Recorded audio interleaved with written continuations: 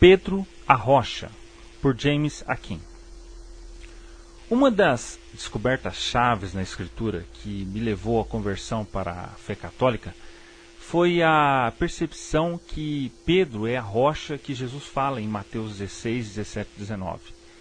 Eu ainda posso me lembrar quando, numa tarde em agosto de 1991, eu estava lendo um livro católico citando a passagem, e meus olhos perceberam a característica da estrutura do texto que requeria para que eu revisasse minhas ideias sobre isso. Neste ponto, eu sempre tinha dito para mim mesmo que os católicos estavam errados em supor que Pedro seria a rocha na qual Cristo iria construir a sua igreja. Essa rocha, eu pensava, foi a revelação da identidade de Jesus como Messias. Na passagem, eu pensava, a pedrinha, a pequena pedra, Pedro, ou Petrus, estava sendo contrastada com a pedra grande, a rocha, Petra, de Jesus. O que eu não sabia na época era que o argumento linguístico feito por alguns protestantes sobre o uso dos textos gregos dos termos Petros e Petra estava errado.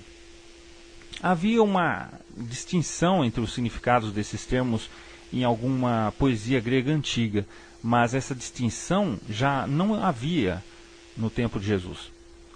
No primeiro século, quando o Evangelho de Mateus foi composto, os dois termos eram sinônimos. Veja o livro de D.A. Carson, The Expositor's Bible Commentary. Eu também não tinha devotado tempo suficiente e nem atenção para o fato de que Jesus e Pedro não falavam grego todo dia, na linguagem todo dia, mas aramaico. O grego era a linguagem do comércio no primeiro século, na Palestina, e o aramaico foi linguagem do dia a dia.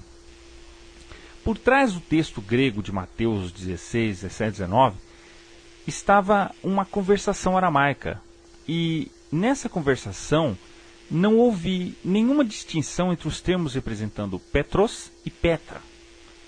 Nos dois casos, a mesma palavra, Kefá, do qual nós temos Cefas, foi usada. Hermeneuticamente, alguém deveria ler uma tradução, um texto, que estaria em harmonia com a linguagem que está por trás dessa tradução, que simplesmente significa o entendimento que originalmente estava dizendo. Consequentemente, a declaração de Jesus em aramaico, você é Kefá, e nesta Kefá eu irei construir a minha igreja, deveria ser decisiva para a nossa interpretação. Eu sabia o bastante, em cerca de 1991, para entender que a interpretação da rocha como a revelação da identidade de Jesus não estava inteiramente segura. Foi uma dedução geral baseada nos temas sendo falados sobre a passagem, não uma dedução específica baseada na estrutura e gramática da passagem. Então, assim que meus olhos deram uma olhada mais profunda no texto de novo, eu de repente percebi uma característica estrutural da passagem que realmente mostrava o balanço em favor de Pedro ser a rocha. Instantaneamente, eu descobri que eu estava com um grande problema teológico e precisava fazer uma reavaliação teológica.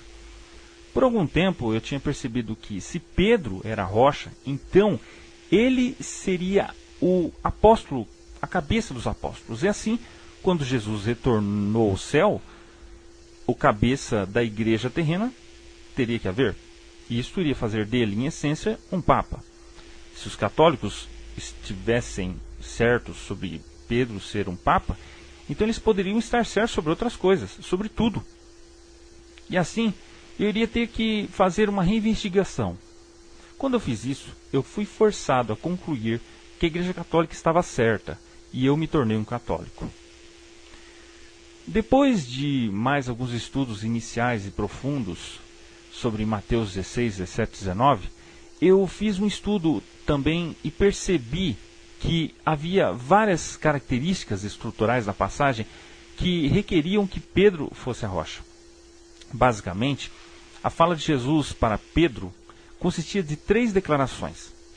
A primeira das 3 declarações é uma clara bênção sobre Pedro. Jesus diz: bendito és tu, Simão Bar-Jonas.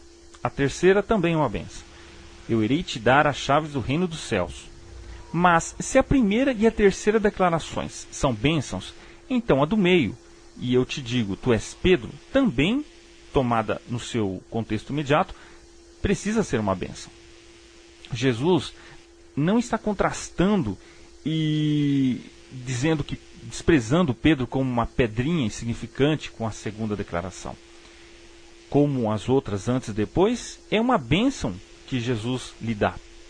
Eu percebi que a estrutura das 3 declarações requeriam que Pedro fosse a rocha. Cada declaração consistia de 2 partes. Primeiro, uma declaração básica, então uma explanação longa que mostrava o significado da declaração. As explicações também tinham 2 partes, uma asserção seguida por um contraste, mas isso não nos afasta, não nos detém, já que não afeta o fato de que Pedro é rocha. A primeira declaração de Jesus, bendito és tu, Simão Bar-Jonas, é explicada por: pois não foi a carne ou o sangue que te revelaram isso, mas meu Pai que está no céu. Esta é a razão por que Simão é abençoado. A terceira declaração, eu irei te dar as chaves do reino dos céus, é explicada por Jesus na declaração de Jesus sobre ligar e desligar. O poder de ligar e desligar é parte do que significa ter as chaves do reino dos céus. Neste caso, a segunda declaração, e eu te digo, tu és Pedro, é explicada por: e nessa rocha eu irei construir a minha igreja. Não há dúvida, Pedro é a rocha.